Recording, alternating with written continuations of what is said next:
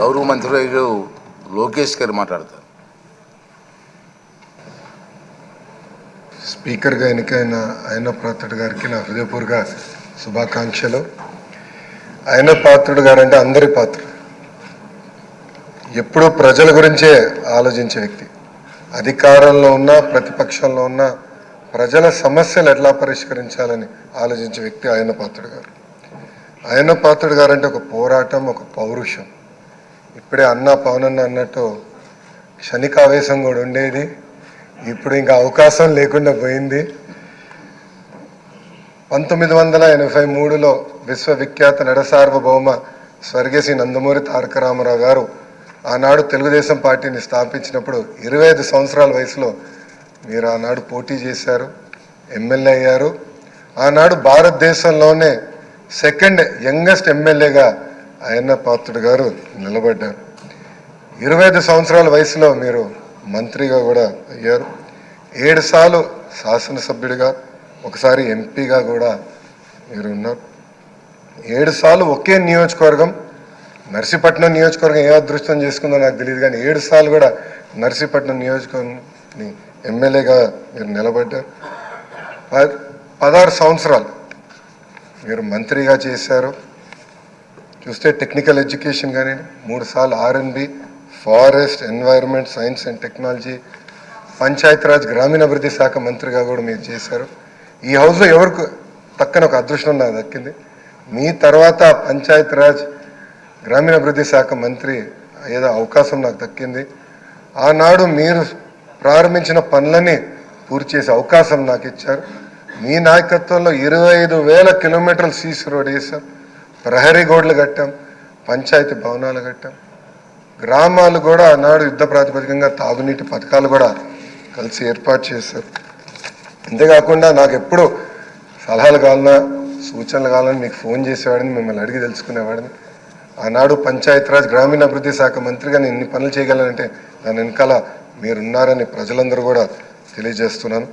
ఇంతేకాకుండా పెద్దలు గౌరవ ముఖ్యమంత్రి గారు చెప్పినట్లు ఆనాడు ఉత్తరాంధ్ర సుజల సవంతి ఇరిగేషన్ కోసం కూడా మీరు పెద్ద ఎత్తున పోరాడారు. నాకు బాగా గుర్తు, తెలుగుదేశం పార్టీ విశాఖపట్నంలో మహానాడు ఏర్పాటు చేసుకుంటే ఎట్టి పరిస్థితుల్లో అనౌన్స్ చేయాలి అని పట్టుబట్టారు. ఆనాడు కూడా గౌరవ ముఖ్యమంత్రి గారు కూడా అనౌన్స్ చేశారు. అంతేకాకుండా పార్టీలో కూడా పాలిట్ బ్యూరో సభ్యుడిగా, సీనియర్ నాయకుడిగా నాకు ఎప్పుడూ ఒక గైడెన్స్ ఇస్తానే ఉన్నారు. ఒకే పార్టీ, ఒకే జెండా, ప్రజలే ఎజెండాగా మీరు ముందరికెళ్ళిన వ్యక్తి. గత 5 సంవత్సరాలు మీరు కూడా ప్రభుత్వం చేతిలో ఒక బాధితులు. 23 కేసులు మీ పైన కూడా బంపర్ ఆఫర్ మీ పైన కూడా పెట్టారు.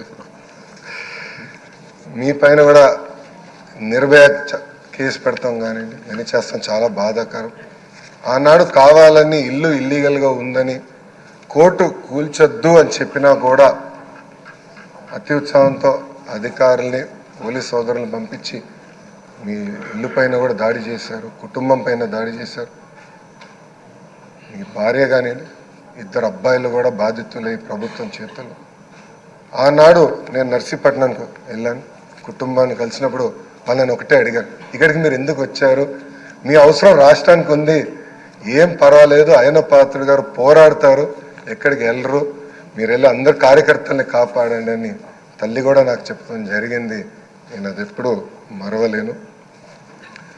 రాజకీయాలు చూసి పెరిగిన వ్యక్తి. ఒకప్పుడు శాసనసభ జరుగుతుందంటే రాత్రి 2-3 వరకు కూడా జరిగేది. ముఖ్యమంత్రి గారు, ప్రతిపక్ష నేత హోరాహోరీగా చర్చలు చేశారు. యువకులుగా మేమందరం చూసేవాళ్ళం. ఉందాతనంగా సభ జరిగేది. ఎవరన్నా స్పీడ్గా మాట్లాడినా 2వ రోజు సభకొచ్చి కొంచెం స్పీడ్గా మాట్లాడడం, క్షమించండి అని కూడా కోరిన రోజులు అందరం చూసాం. కానీ గత 5 సంవత్సరాలు అన్నీ లేకుండా పోయినాయి. ప్రజలు కూడా ఒక మాటలో చెప్పాలంటే శాసనసభని అసహించుకునే పరిస్థితి వచ్చింది. ఇది చాలా చాలా బాధాకరం. ఇక్కడ చాలామంది మొదటిసారి శాసనసభ్యులు ఉన్నారు. మీ నాయకత్వంలో నేర్చుకునేదానికి మేము ఈ హౌస్కి వచ్చాం. సభ సాంప్రదాయాలు ఏంటి, ఎలా ముందలు తీసుకెళ్ళనేది మీరు మమ్మల్ని అందరినీ గైడ్ చేయండి. యంగ్స్టర్స్గా గతంలో ఎట్లయితే సభ జరిగేదో, పెద్దలు ఎలా ఈ సభని నిర్వహించారో నేర్చుకోవాలన్న ఆలోచనతో మేమందరం ఇక్కడికి వచ్చాం.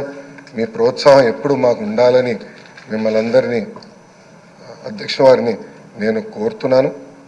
అంతేకాకుండా మాకు నాయకత్వం అందించండి, లీడర్షిప్ ఇవ్వండి. హౌస్ని మేమందరం మీరు చెప్పిన మాట మీద నిలబడతాం. గౌరవ ముఖ్యమంత్రి గారు మన మంత్రులు కలిసినప్పుడు మాకు చెప్పారు, ప్రతిపక్ష హోదా లేకపోయినా, ప్రతిపక్ష ఇక్కడ ఈరోజు హౌస్కి రాకపోయినా మనమే ప్రతిపక్షం అనుకోవాలి. ప్రజల తరపున నిలబడాలి, ప్రజల తరపున పోరాడాలి, ప్రజల సమస్యలు తెలుసుకోవాలి, ప్రజలు కావాల్సిన చట్టాలు మనం తీసుకురావాలని చాలా స్పష్టంగా చెప్పారు. దానికి మీ సహకారం చాలా చాలా అవసరమని మిమ్మల్ని నేను కోరుతున్నాను.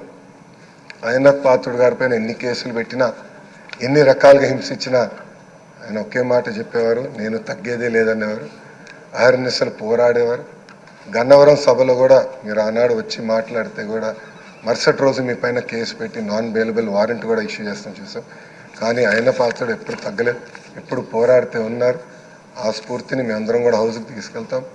మీ దగ్గర నుంచి మేము చాలా నేర్చుకోవాల్సిన అవసరం ఉంది. సో మా లాంటి యువకుల్ని ఈ హౌస్లో మీరు గైడ్ చేయాలని ఈ సభాముఖంగా కోరుకుంటూ నాకే అవకాశం ఇచ్చిన మీకు నా హృదయపూర్వక నమస్కారం.